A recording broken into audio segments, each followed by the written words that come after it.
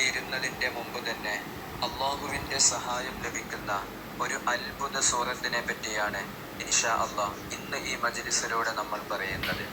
ശാരീരികമായും മാനസികമായും പല നിലക്കുള്ള വിഷമങ്ങൾ അനുഭവിക്കുന്നവരുണ്ട്.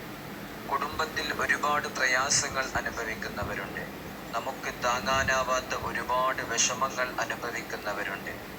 ഏത് രൂപത്തിലുള്ള പ്രയാസമാണെങ്കിലും നമ്മുടെ ഖൽബുകൾക്ക് സമാധാനം ലഭിക്കാൻ, എല്ലാ വിഷമഘട്ടങ്ങളിൽ നിന്നും നമുക്ക് സലാമത്ത് ലഭിക്കാൻ പരിശുദ്ധമായ ഖുർആനിലെ ഇദാ ജാഅ നസ്റുല്ലാഹി വൽ ഫത്ഹ് എന്ന സൂറത്തിനെ 70 തവണ നമ്മൾ പാരായണം ചെയ്യുക.